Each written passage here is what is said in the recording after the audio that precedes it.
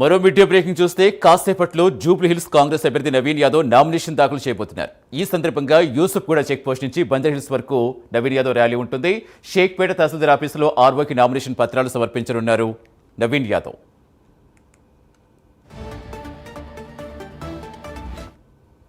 పూర్తి సమాచారం ఇచ్చేందుకు మా కరెస్పాండెంట్ అజీం జరుగుతున్నారు. అజీం, ఏ టైంకి నవీన్ యాదవ్ నామినేషన్ వేయబోతున్నారు? ప్రస్తుతం ఎంతమంది నవీన్ యాదవ్తో ఉంది? రూట్ మ్యాప్ ఎలా ఇచ్చారు?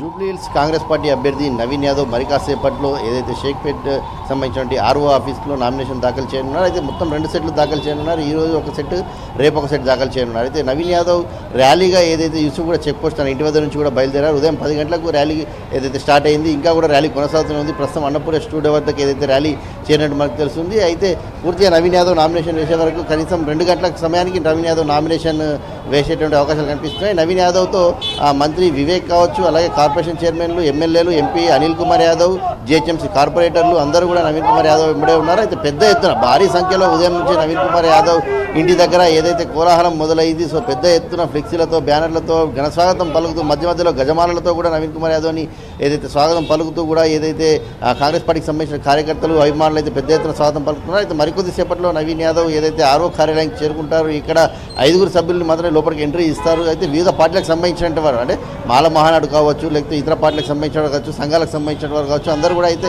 నామినేషన్ అయితే ఉదయం నుంచి కూడా ఏదైతే ఆర్ఓ ఆఫీస్లో కూడా దాఖలు చేస్తూనే ఉన్నారు. అయితే నవీన్ యాదవ్ అంటే ప్రధానంగా మనం ఇక్కడ చూసుకుంటే పోటీ మాత్రం ఇటు కాంగ్రెస్, బీఆర్ఎస్ అలాగే బీజేపీ పార్టీల మధ్యనే ఉంటుంది. ఇప్పటికే బీఆర్ఎస్ పార్టీకి సంబంధించిన అభ్యర్థి నామినేషన్ పూర్తయింది 15వ తారీఖు. సో ఈ రోజు నవీన్ కుమార్ యాదవ్ పెద్ద ఎత్తున భారీ ర్యాలీతో ఏదైతే నామినేషన్కు వేయడానికి కూడా వస్తున్నారు. అయితే దీని తర్వాత బీజేపీకి సంబంధించిన నామినేషన్ కూడా రేపు ఎల్లుండిలో ఒకరోజు నామినేషన్ ఉన్నట్టు కూడా మనకు తెలుస్తుంది. ఏదేమైనా కాంగ్రెస్ పార్టీ ఖచ్చితంగా ఈ ఎన్నికల్లో గెలిచి తీరాలి, ఎందుకంటే రానున్నటువంటి జిహెచ్ఎంసీ ఎన్నికల్లో ఖచ్చితంగా ఈ గెలుపు ఎంతో అవసరం పడుతుందని చెప్పి కూడా కాంగ్రెస్ పార్టీ భావిస్తుంది. ఇందుకు అనుకూలంగానే ఇప్పటివరకు అయితే కాంగ్రెస్ పార్టీ వ్యూహాలు చేసుకుంటూ వచ్చింది. ఇన్ఛార్జ్ మంత్రులను నియమించింది, ఇన్ఛార్జిగా 18 మంది కార్పొరేషన్ చైర్మన్ కూడా నియమించింది. అయితే మరి కాసేపట్లో ఏదైతే మంత్రులతో కలిసి నవీన్ కుమార్ యాదవ్ నామినేషన్ దాఖలు చేస్తారు. సుమారు 2:15 ఈ సమయం ప్రాంతంలో నవీన్ కుమార్ యాదవ్ నామినేషన్ దాఖలు చేయనున్నట్లు మనకు తెలుస్తుంది. సతీష్, అంటే అజీం, ఇంకా చాలా మంది నామినేషన్ వేసేందుకు ముందుకు వస్తున్న నిరుద్యోగ యువత మరీ ప్రధానంగా వారు కూడా చాలా భారిస్తారు, నామినేషన్ వేస్తారనే టాక్ వస్తోంది.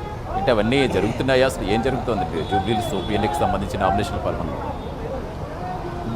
ప్రస్తుతానికైతే మనం నామినేషన్ ప్రక్రియ చూసుకుంటే పెద్ద సంఖ్యలోనే జూబ్లీహిల్స్ ఉప ఎన్నికల్లో నామినేషన్ అయితే దాఖలవుతుందని చెప్పుకోవచ్చు. ఇప్పటికే ఏదైతే మాల మహానాడుకు సంబంధించినటువంటి మంది 300 మందితో మేము నామినేషన్ వేస్తామని ప్రకటించారు. ఆ నామినేషన్ ప్రస్తుతం కొనసాగుతూనే ఉంది, వారు వేస్తూనే ఉన్నారు. సో దీంతోపాటు జాగృతికి సంబంధించి కావచ్చు, తీర్మానాలకు సంబంధించినటువంటి పార్టీ కావచ్చు, అలాగే సిపిఎంకి సంబంధించిన పార్టీ కావచ్చు, అలాగే వీరితో పాటు నిరుద్యోగ యువత కూడా కాంగ్రెస్ పార్టీ మాకు ఎన్నికల్లో ఇచ్చినటువంటి హామీ నెరవేర్చడంలో విఫలమైంది. సో మేము కూడా జూబ్లీహిల్స్ ఉప ఎన్నికల్లో నామినేషన్ వేసి ఏదైతే కాంగ్రెస్ పార్టీకి బుద్ధి చెప్తామని చెప్పి వాళ్ళు కూడా నామినేషన్ వేస్తున్నారు. ఇక ఇతర సంఘాలకు సంబంధించినటువంటి వారు కూడా జూబ్లీహిల్స్ లోకల్గా ఎవరైతే ఉన్నారో, లోకల్గా మాకు గత ఎన్నో ఏళ్ళ నుంచి కూడా ఇక్కడ పట్టుంది కాబట్టి ఖచ్చితంగా ప్రజలు తమ వైపు కూడా చూస్తారని ఒక ఆశాభావంతో వారు కూడా ఏదైతే నామినేషన్ వేసిన పరిస్థితి కనిపిస్తుంది. డాక్టర్స్ సంబంధించిన యూనియన్, అడ్వకేట్లకు సంబంధించిన యూనియన్, ఇలా వివిధ రకాల యూనియన్లు అందరూ కూడా ఏదైతే ఇక్కడైతే నామినేషన్ దాఖలు చేసిన పరిస్థితి మనకు కనిపిస్తుంది. ఇప్పుడే మనం చూసాం ఏదైతే ఒక సంఘం కూడా, ఈ 2-3 సంఘాలు కూడా ఇప్పటికే ఏదైతే నామినేషన్ వేయడానికి కూడా ఏదైతే ఆరో కార్యాలయం లోపలికి కూడా వెళ్ళాయి. ఇక కాంగ్రెస్ పార్టీకి సంబంధించిన నామినేషన్ కూడా మరికొద్ది సేపట్లో పూర్తవుతుంది. సుమారు చూసుకున్నట్టయితే ఇప్పటికే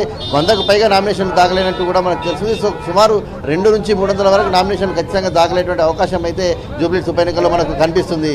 Satish, right, thank you Azeem.